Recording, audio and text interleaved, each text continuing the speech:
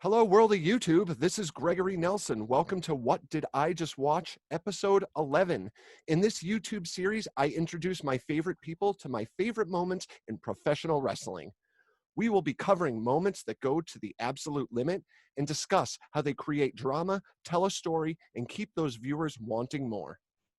Before we get into today's interview, please take a moment to like this video, leave a comment, subscribe, and if you really want to go the extra mile, you'll click that bell icon so you never miss an episode. Today, I have a very special guest. My guest today is someone I've had the pleasure of working with for years on stage, Mr. Ebenezer Scrooge himself, David Coffey. I'm going to give David 60 seconds to cut a little promo and tell you about himself.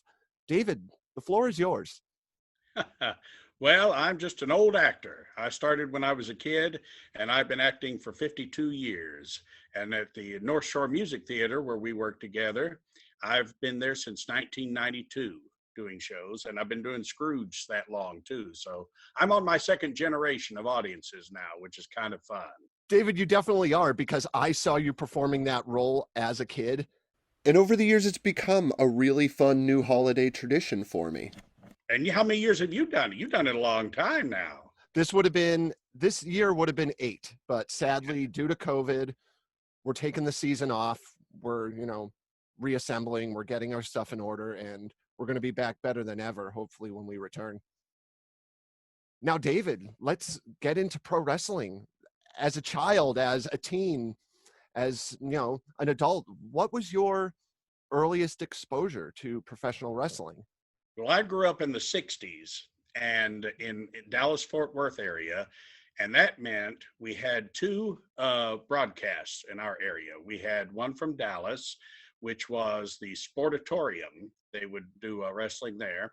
And then we also had broadcasts from the Northside Coliseum in Fort Worth. And for a while, they moved from the Coliseum to a theater, Will Rogers Theater, which they set up the ring and the audience and everybody on the stage itself. It was a big old roadhouse there. And they were redoing that theater for a while. And for a short time, they actually did their shows over at Casa Manana, the theater I started at, which was a theater in the Round. Really? And I swear to God, they would do their shows, they'd tape on Monday night. And the classic thing was they had a billboard out front of the theater, and it said there was a classic series they were doing at the time, and they would bring school kids in, and it said, I swear to God, Saturday night, Hamlet, Monday night, wrestling. Perfect. David, but I grew up, like I said, watching television in that time. And in my era growing up, it was the Von Erich family growing up. Yep. Fritz Von Erich and his sons. The Von Erichs are actually known as being the Kennedy family of the pro wrestling business, because each so may have died, except for Kevin. Pretty much killed themselves, or were died of sickness. Yeah, there's WWE produced a documentary just about the tragedy of the Von Erich family, and it's just so sad, sad. The Atkinsons, their names, was their real names. Yeah, I couldn't even believe that when I first read about it. It happened pretty much. A lot of that happened before I was born. Yeah, a lot of that was late 70s, early 80s is when most of that happened. Yeah. And when I watched wrestling as a kid, it was funny because, back then you had a few, I guess, actual people that grew up wrestling, but I'd say 90% of them were probably old football players that had been injured or something, and they got into it as a side business, on the side. Yeah. So it wasn't till like the late 70s, early 80s, when all of a sudden these people started showing up that became huge, and, they were bodybuilders, and they were, power lifters and all this stuff and everything, and became these, superhuman types or whatever. Because when I grew up with it, these were just regular old guys you might see at a truck stop or something, that were wrestling. I think it was that late 70s, early 80s era where a lot of people realized they had to develop more of a character into what they were doing instead of just getting in the ring and wrestling. That's right. That was the WWE that developed that whole idea of the big storylines and all that sort of thing. Now, David, considering we normally see each other around Christmas, I really wanted to find you a Christmas themed wrestling moment for us to cover, but all of it was just absolute snout. It is not good. So instead, I scrapped the Christmas idea and I just decided to show you something great. In fact, I decided to show you what is acclaimed to be the greatest WrestleMania match of all time. Today, David and I will be covering Shawn Michaels versus The Undertaker from WrestleMania 25. Two Texas boys who ruled the 90s and always went to great lengths to put on the best matches imaginable. You have Shawn Michaels, the sexy boy, the Heartbreak Kid, Mr. WrestleMania, a very upbeat, fun, fighting spirit type of character. And then you have The Undertaker. He represents the undead. He moves. He speaks slowly. He's undefeated at WrestleMania. He's never been injured. He's never stopped wrestling and has always found fun ways to reinvent his character. And Taker saw himself as more of a locker room leader and understood the importance of working together to put on a great show. Shawn Michaels didn't really have that, he didn't really have that in his heart as much as The Undertaker did. So here we are, two men at the peak of their prime in a battle over the rights to be called the absolute best. David, I think we're ready to get into this match. If you're watching from home and want the full experience, go watch this match right now. If we're friends in real life, hit me up. I'll let you borrow my WWE Network info, and you won't be left out. We'll be back in a little bit to see what David has to say.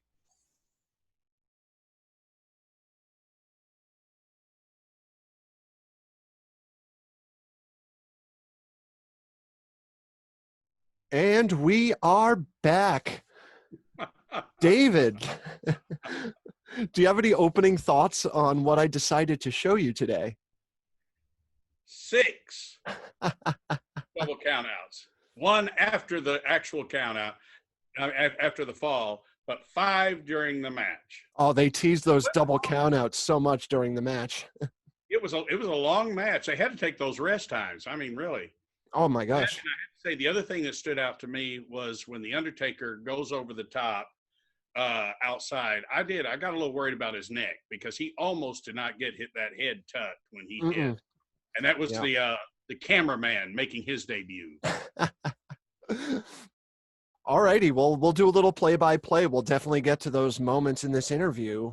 Let's talk about this video package real quick. We learned so much in 3 minutes, and it's just all over the place. We learned that Undertaker is undefeated at WrestleMania. Shawn defines WrestleMania. The big thing is they get into this theme of you gotta go through hell in order to get to heaven, and you gotta battle through some of the crap in life in order to achieve salvation, at least in life, I think.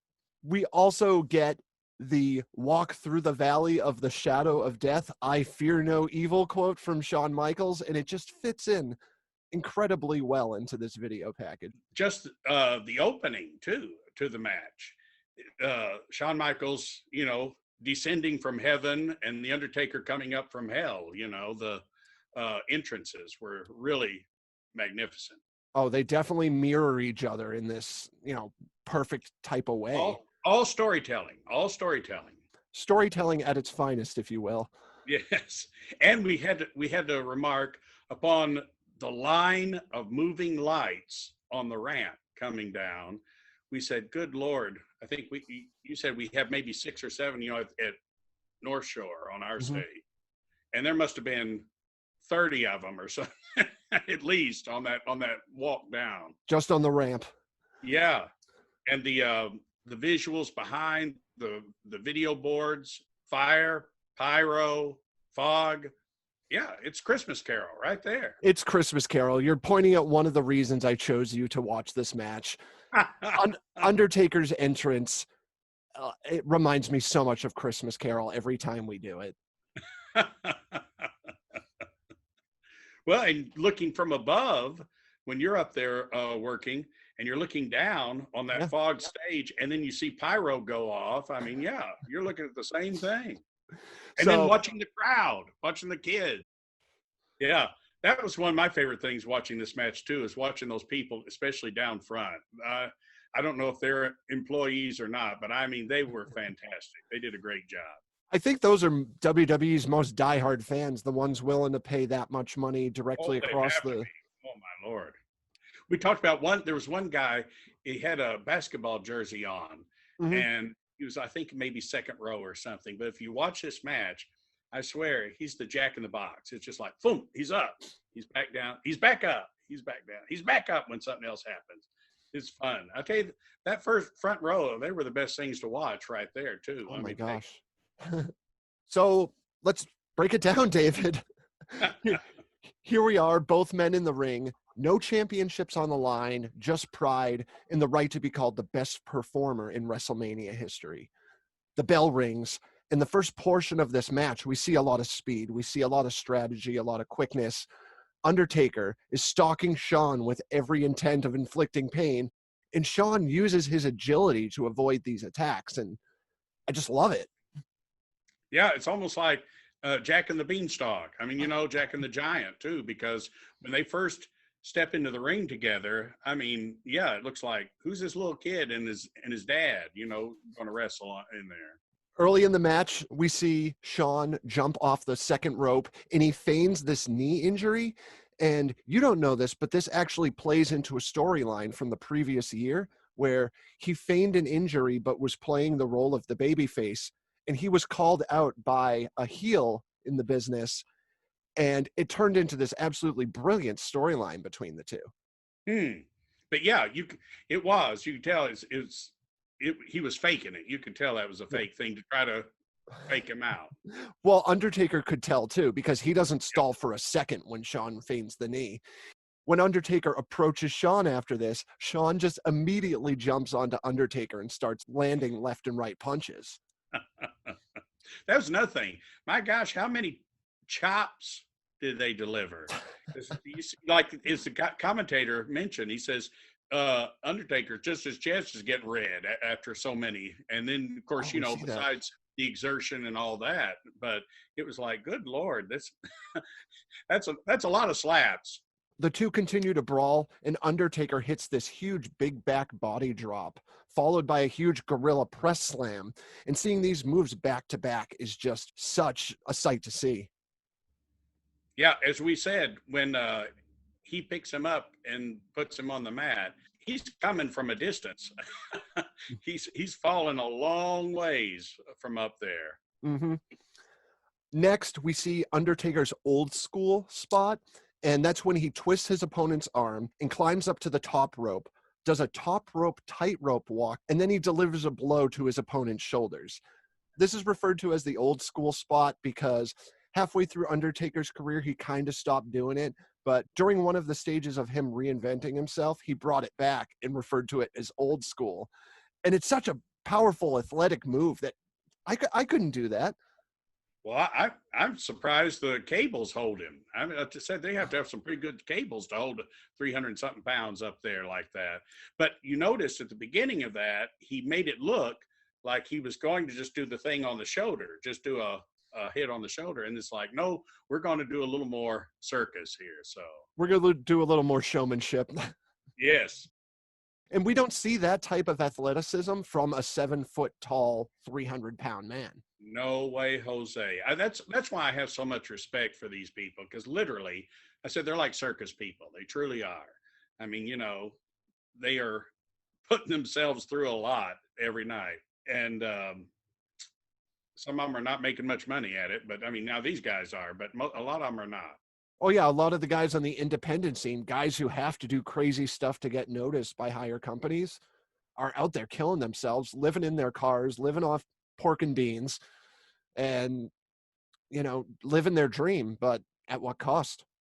Oh, I mean, yeah. It's and it's not an old guy's game. You know what I mean? You have to do this when you're pretty young. And these guys, God bless them. I mean, just the maintenance to be able to do it is amazing, because that's a lot of work and a lot of money they put into it, and the business is put into them to put on a show like that. Next, we see Shawn start working the Undertaker's legs, and Shawn gets a figure 4 leg lock on. And with every bit of motion, it really helps tell the story. You see Undertaker's shoulders falling into a pinning position, or you see the two wailing on each other while still locked in the position. And it plays into this whole not giving up thing that neither competitor is willing to do. And that gets the audience riled up right there. Oh my gosh, this audience gets so riled. Next, we see one of my favorite combination of moves. We see Undertaker hit what is called the snake eyes, which is where he lifts his opponent up, drops them on the top turnbuckle, and then Shawn Michaels turns around right into one of Undertaker's big boots, a size 17, if you will. And then it was followed by a big leg drop by Undertaker. That's a lot of leg, too, coming down on you. But like I said, the main thing that catches you is when you see the Undertaker as compared to Shawn Michaels. Shawn Michaels is more moving around and agile, where the Undertaker, is more solid and taking a slower pace at everything. But at the same time, when he starts to do something like that, you go, wow, I didn't know this guy could move like that, Yeah. I really love the real big guys that can also move and do this crazy athletic stuff. Like, I can't get enough of it. I'm a big guy, and they represent my stature. Let's say that. Yes. Let's say stature. Yeah, you're in the club. Mm-hmm. Oh, the other thing we were talking about too is the idea of the long hair. Yes. Because you use that to sell the punches, etc., for a big audience, and then, as you say, you can also use it to cover up your face, to communicate, talk to each other, make sure, compare where we are, check in. So next we see Undertaker go for a choke slam. Shawn immediately counters into a crossface, which brings us to another one of these cool down moments, but it doesn't really cool down at all. The audience is really into this match. As we said, though, that crossface that he had on him was not in the right position to, for anything to happen, really, except because he was on his back rather than on his stomach, so he could roll him over, etc. But once again, like you say, it's a moment to take a breather right there. Although they sold it, and the audience took it too, yeah, but they were selling it. And at this point in the match, you can really start to see the frustration in Undertaker's face, wondering, can I still do this anymore? And then Undertaker lifts Shawn up out of this submission, slamming both of them to the ground, and both men are motionless. And I'm pretty sure this is one of the times you held up a finger or two. I don't know when that was. That was the first one or not, but yeah.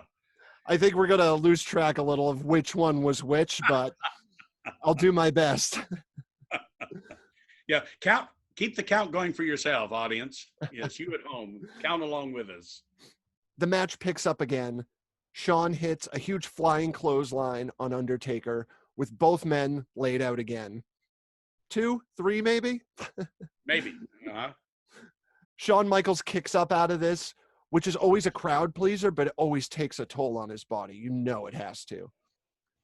After that, we see a quick back and forth of counters, which really made me notice that no one man ever takes the advantage in this match. It's just constant back and forth. Yeah. Shawn goes to the top rope. Undertaker rises in his dead man fashion, catches Shawn by the throat, attempting a choke slam. Shawn then goes for a super kick. Undertaker evades that kick, and then Shawn goes right back into the submission hold, but then Undertaker counters into his own triangle choke. And I just love the back and forth again. And I think that might have been the only time in the match when you had a rope break. Yes. In the entire match. And that's unusual because a lot of times they'll use that to, get a little time too. During this, Shawn is struggling to move his body in every fashion possible. They'll use that rope break to create drama too. It's just incredibly well done every single time there's a foot on the rope. I covered this in a previous episode, and there's a fantastic rope break spot that breaks up a 3 count, and the crowd goes insane. They go absolutely insane, and everyone jumps to their feet, and they're all pointing. That's my other favorite thing. You see them. They're yelling and pointing. After he makes it to the ropes, this match makes its way outside the ring, and Shawn goes for a moonsault off the top rope to the outside, which Undertaker just rejects as Shawn goes flying right into the floor. And we wondered about the wrist on that one, too. Next, this is the moment David really wanted to bring up. Not everything in pro wrestling always goes to plan. Undertaker is in the ring, Shawn is on the outside, and Undertaker goes for this gigantic dive over the top rope. Shawn pulls a cameraman into the Undertaker's path. Something about this does not land properly. Everybody getting hit by this attack was just too far away from the ring, and another foot or two closer to the ring would have made this land a little bit more flush. Yeah, he could have caught, which is, I'm sure, was the plan, was for him to kind of catch the Undertaker on the way down. And the Undertaker was, flying, freewheeling out there, and he realizes that guy's not right there where he's supposed to be. And you see him at the last second tuck that head, because, he came close to landing right down on his head. With Undertaker on the ground, Shawn pulls the referee into the ring, demanding that he start counting the Undertaker out. And at this point, Shawn is just desperate and will take a count-out victory. Yeah, and you see him, he goes back to the other corner, as a matter of fact, and he's sitting there just like, please, please, please, let it happen. Undertaker makes it back in the ring right before the count of 10. Amazingly. I mentioned it when we were watching the match. I love a fake 10 count. Well, and of course, and once again, now, like I said, the way he fell, I'm sure he really appreciated having some time to take it easy there. You're And not wrong. and of course, the ref comes over to check on him too, to make sure everything is okay. But he does the bit when he's climbing up, he pulls the side down or whatever. It's almost like ripping the side curtain off. Yeah, he was pulling the ring apron on the 9 count. Yeah. And he kind of uses that to propel himself into the ring. What I mean, because he had to get in on the 10th count, literally. I love it. I think they did a quick shot of Shawn right then. And you see the reaction shot too. Oh, you can see the sweat. You can see his hands covering his face. You can really see the drama whenever Shawn Michaels sells this match. This is really the point in the match where things really start to pick up. Both men are exhausted. The crowd is more involved than ever. And each and every pinfall attempt at this point adds so much to the match. Undertaker struggles to his feet. Shawn goes for sweet chin music. Undertaker catches him by the throat, delivering a gigantic choke slam. Undertaker goes for the pin. The referee counts 1, 2, and Shawn kicks out.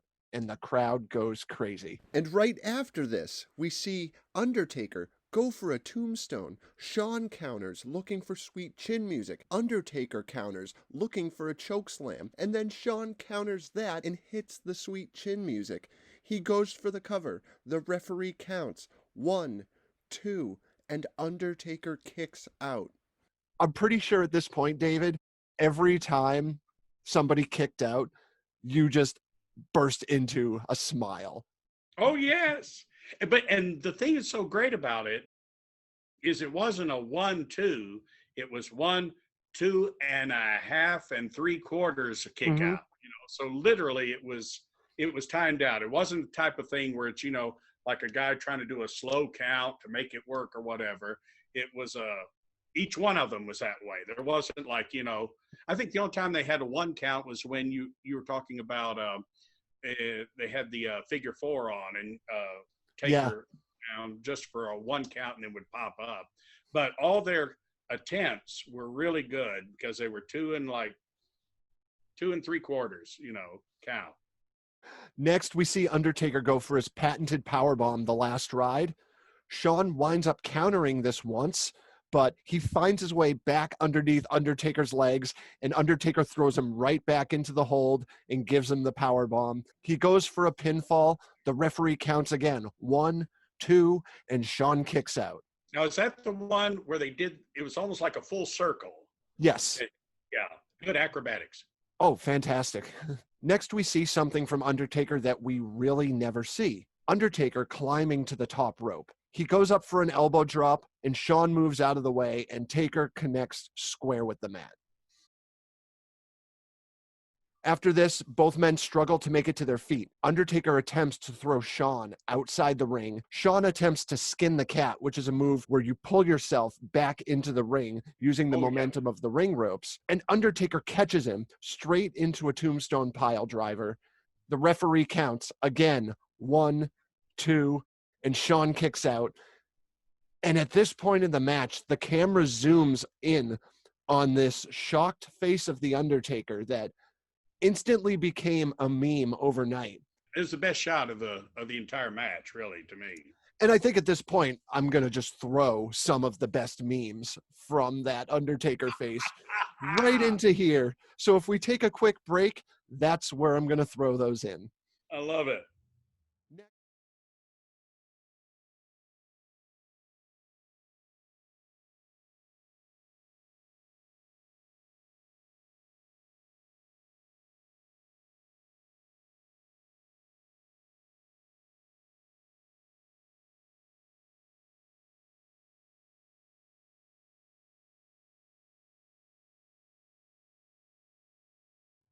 Next, we see Undertaker get to his feet and deliver his rest in peace taunt. Undertaker then goes for a second tombstone pile driver. Shawn manages to turn around and catch him with a DDT, bringing both men to the ground. And I have to say, that was the first time I'd ever seen that combination. I thought that was a good combination they did there. It was really interesting. It didn't land all the way, but it got the job done. Yeah. But yeah, we're way into our counts now of the countouts. Shawn struggles to his feet and makes his way to the top rope, connecting with a huge elbow drop. But Shawn doesn't go for the pinfall because he knows that's not enough to beat The Undertaker. Shawn begins to stomp his feet, warming up the crowd, tuning up the band, if you will. Shawn connects with sweet chin music. He covers The Undertaker, looking to score the pinfall. The referee again counts 1, 2, and The Undertaker kicks out. Both men then use each other to find their way to their feet again and begin laying these lefts and rights to each other. You mentioned this earlier where they're just laying chops into each other. Yeah. It's creating this sound effect, but neither man seems to be fazed by these chops. And to deliver. At this point in the match, both men are exhausted, physically and emotionally, and their ability to sell their opponent's blows during these chops just keeps me so much more involved in what's going on. Undertaker lifts up Shawn, going for the tombstone again. Shawn counters and begins to climb up to the top rope one more time. Shawn goes for a top rope moonsault and is caught mid-flight, and Undertaker delivers yet another tombstone. And in true Undertaker fashion, he places both hands on Shawn's chest, whips his hair back, rolls his eyes, sticks out his tongue, and the referee counts 1, 2, 3. After the 3 count, Undertaker just falls to the ground, and both men are beat. That brings us to 6, I believe. I'll do my best to keep count when I edit this. After the match, we see a series of these awesome replays throughout the match. And then after the replays, Undertaker's music is playing. We're reintroduced to this deep blue lighting. We're introduced to all his technical aspects of his entrance as he slowly exits the arena. That's the other thing we discussed too at the beginning was the idea of the lighting in the entire arena. So as the match starts, they go to a blue. So basically, the audience becomes a blue screen behind the action of what's happening in the ring. Besides that, David, do you have any final thoughts for us today? Well, one thing I was wanting to ask you about was with COVID, how are they carrying on with the shows? Well, when COVID first hit, we were all hit pretty hard, and a lot of companies were really trying to struggle to, especially independent wrestling companies, trying to struggle to put something on for their fans. WWE introduced a interactive style of fan experience called the WWE Thunderdome, where they took this project that cost hundreds of thousands of dollars and laid video screens throughout this arena they had rented You had the opportunity to chime in on your phone, show your face, and follow along with the crowd, giving the performers something to work off of. I'm not necessarily a fan of it. I miss live crowds just as much as everyone else, but it doesn't really do the job for me. Well, I mean, wrestling, any show like that, it depends upon the fans and the excitement of the fans to sell the whole storyline. It's kind of like when they brought back the NFL, and you hear these crowds or whatever, and then they kind of pull the camera up, and you go, "Where are the crowds? There's nobody there." It's like everything has been put in sound wise, overlaid. I did not mention that the sound was also overlaid in this interactive experience as well.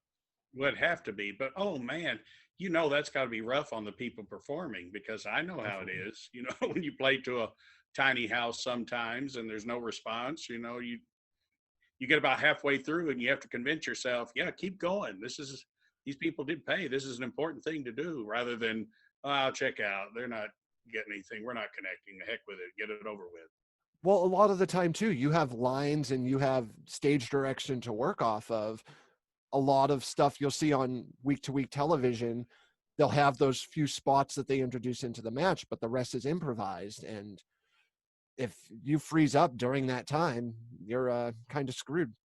Yeah, exactly. And you use the audience too. I would suspect, Yep. doing these shows, in that's where you can regather yourself and say, okay, this is what the next section is.